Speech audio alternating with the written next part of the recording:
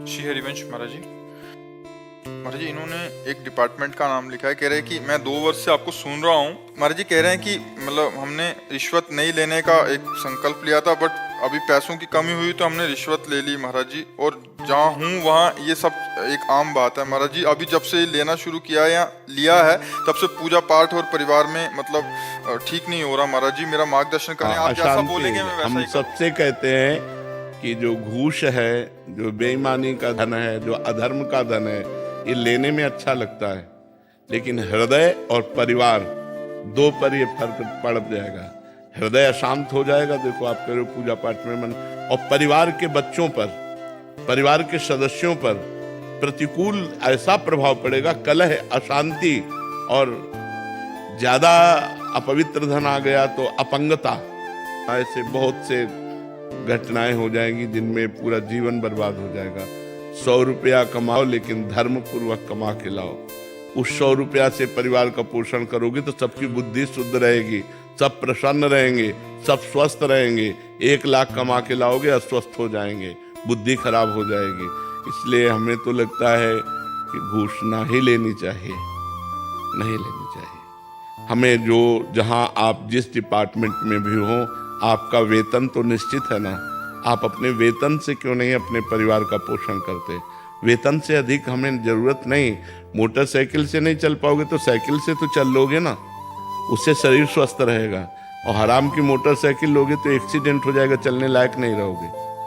समझो, ये अधर्म का पैसा हमको कहीं ना कहीं जाकर के ऐसा भिड़ा देता है जहां हम दुखी हो जाते हैं। बेईमानी अधर्म का नहीं, ईमानदारी का पैसा, वो भले साइकिल से चलो, भले दाल रोटी खाओ, भले साधारण कपड़े पहनो, सुख से रहोगे, शांति से रहोगे।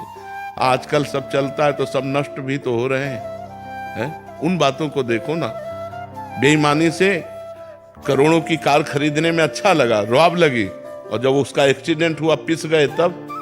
और धर्म से साइकिल से चल रहे हो, आराम से पूरा जीवन व्यतीत हो, वो अच्छा कि बेईमानी से वो करके नष्ट हो जाओ, वो अच्छा? दूसरों को देखते हैं तो लगता है कि इसका तो घर है, 4 गाड़ियां हैं, हमारी भी जिंदगी ऐसी हो। हम धर्म से चलते हैं, चाहे हमको जैसी भी परिस्थिति हो, हम दूसरों से होड़ नहीं मिलाएंगे।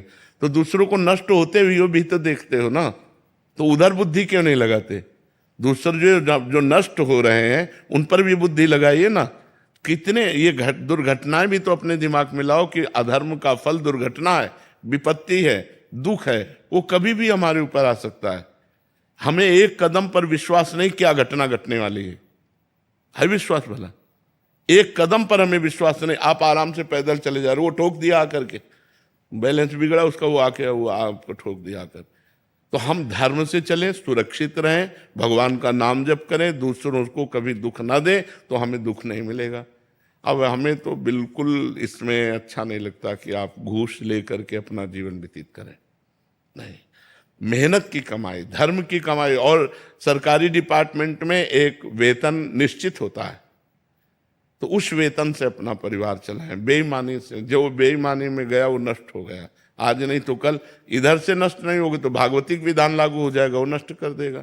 तुम खुद अशांत हो जाओगे, तुम खुद परेशान हो जाओगे, परिवार परेशान हो जाएगा, वो आपको चैन से नहीं रहने देगा।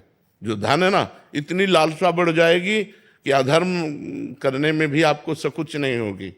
इसलिए बेईमानी का धन तो ऐसे डरो जैसे जहर से डरा जाता है कि जहर भोजन में मिल गया तो मार डालेगा।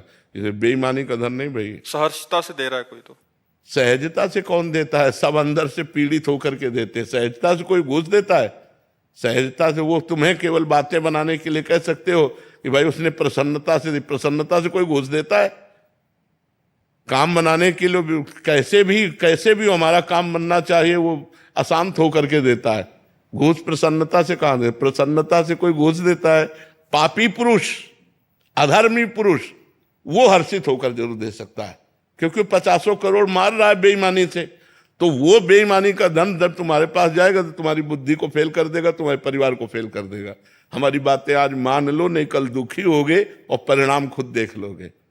अरे यार, चैन से लड़के बच्चे परिवार सुखी हो, नमक रोटी खाते हो, साधारण कपड़ा पहनते हो, साइकिल से चलते हो, बढ़िया है, बढ़िया जीवन है। वो बेईमानी का जीवन मर्सरीज वाला अच्छा नहीं, जो ठोके पूरा परिवार नष्ट हो जाए। हमारी बातों को समझने की कोशिश करो।